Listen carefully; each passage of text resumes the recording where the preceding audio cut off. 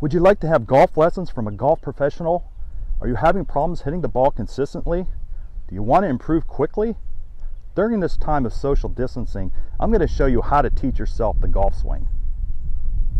Whether you are a beginner, an intermediate, or an advanced player, the lock-in golf grip has been proven time and time again to quickly improve accuracy and consistency.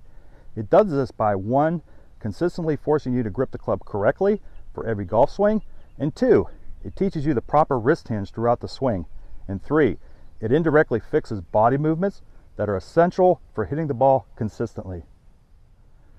If you don't have the correct grip and wrist hinge, you will create other bad body compensations in an attempt to hit the ball straight. You just need to follow this 6-step program. Work on each step until you have it down before moving on to the next step. I guarantee you will see a great improvement. To start the 6-step program, you want to use your 9 or 8 iron. Draw a line on the top of the grip in order to reference the leading edge of the club head. Then take your lock-in golf grip and attach it to the grip. For the irons, the lock-in golf grip is slightly rotated clockwise. This will place your hand in the position of an average professional golfer. Remember, however, that this is the average position. Try this position at first, then adjust if desired. See what works best for you, then lock it in. Now, it's very important to put your hand correctly in the lock-in golf grip, and it's very simple. All you need to do is take your forward hand, place it in here. You can use a glove if you want, it doesn't matter. If you do use a glove, I would always use a glove. This way you always have an exact setting. Now, the idea is you want to make sure your knuckles are here. This is up against the back of your forward hand. So this is how you want to have it. We'll talk about the rest of the grip, but this is how you want to have it on your forward hand. Make sure the knuckle is here. Let's not have it like this where there's a space. This is incorrect, okay? And let's not have it where our knuckles are up against it. We want to make sure the back of our hand is sitting and that's up against nice and tightly. Thumb right here, make sure you don't have your thumb here, put your thumb here and you're good to go. The right hand is very simple. We'll talk about that. Simply make sure that your right hand is facing the target. Your palm is facing the target. So make sure you're like this and not something like this or like this. Make sure this hand is facing the target, and it doesn't matter whether you have an overlap grip, an interlock grip, or a 10-finger grip. That doesn't matter. Do what's more comfortable. Whatever you like to do is fine. The important part of the grip is what the lock-in golf grip is doing for you. It's positioning your hands exactly every single time on the golf club. The first drill is the 9 o'clock drill with one hand. What you want to do is put your feet together, take your forward hand, put it in the lock-in golf grip like we talked about, and from this position you want to take it to 9 o'clock. Okay? You want the club shaft to be parallel to the ground. Take it to 9 o'clock. One thing you also want to do is squeeze with the back 3 fingers of this left hand. Okay? This is true throughout all your golf swings. Back 3 fingers should be the pressure. We don't want to use our thumb and our forward finger. Think of the back 3 fingers on this hand. Okay? So squeezing with my back 3 fingers, I take it to 9 o'clock and I go down. You want to do this about 10 times or so to where it gets really comfortable. Also, you could double check when you take it back. Make sure that the club head is slightly toed in. You don't want to have it so like this when you take it back. That's too much, and you don't want to have it open like that. So simply make sure this is flat, and that's one way that you can check to make sure. But again, squeeze with these last 3 fingers.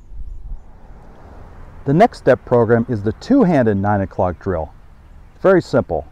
Take your left hand or your forward hand, just like we did the one-handed 9 o'clock drill, but now take this hand, cover up your thumb, make sure your palm is facing the target, and squeeze with the middle 2 fingers of this hand.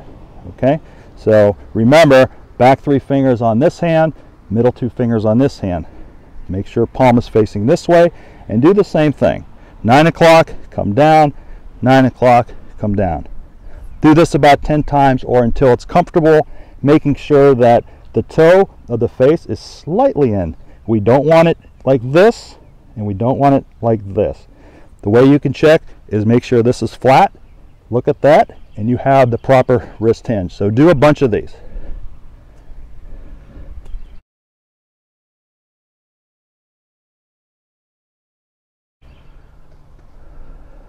This is the 9 o'clock, 3 o'clock drill. Use two hands. Also, have your feet together. Simply take your grip. Remember your pressure points. Okay, last three fingers, middle two fingers on this hand. Take your grip, feet together. Take it to 9 o'clock. 9 o'clock. Now, we want to go to 3 o'clock. 9 o'clock, 3 o'clock. 9 o'clock, 3 o'clock. Notice that when I get to 3 o'clock, there's a straight line down the shaft in my arm. Make sure you're here and not anything like you're trying to flip your hands. So practice this drill until it becomes comfortable. Feet together. Now this next drill is called the 9 o'clock, 3 o'clock short hit drill.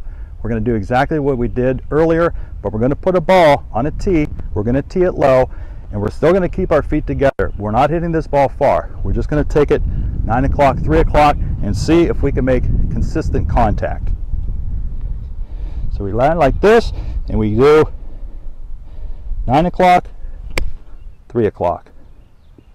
See if the ball goes only maybe 30 yards or so. I have a pitching wedge here.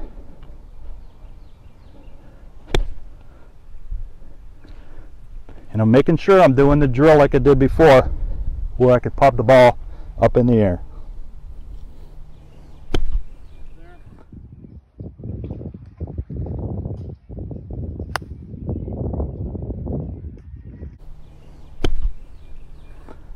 Now I suggest using a low tee for this. If you could do it 10 times with a low tee consistently, go ahead and start hitting off the ground. This next step program is tying everything together into your full swing.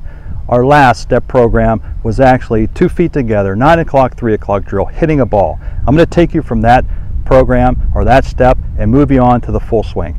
The only thing you need to remember now is you're going to take your feet, spread them apart a little bit, keep the ball in the center, and the one thing I want you to understand is you need to feel the force.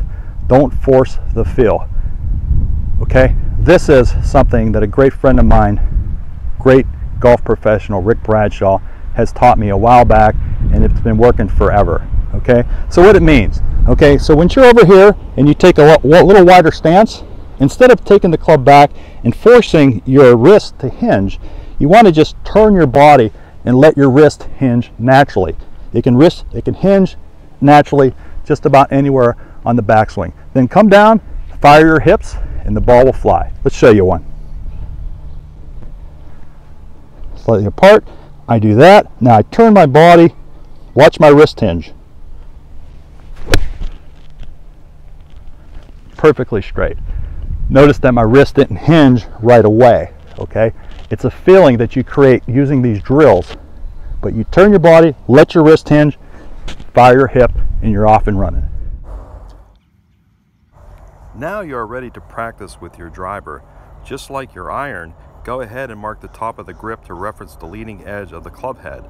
Then take your lock-in golf grip and attach it to the grip. For the driver, the lock-in golf grip is positioned directly on the leading edge. This will place your hand in the position of an average professional golfer. Remember, however, that this is the average position. Try this position at first, then adjust if desired. See what works best for you, then lock it in. Now the only thing you need to do for a driver is tee the ball high, play the ball off of your left foot, and make sure your hands are always inside your left thigh. So in other words, we don't want to be set up like this. Make sure our hands off the inside of our left thigh, then all we have to do is turn our body, let our wrist hinge naturally, and let it fly.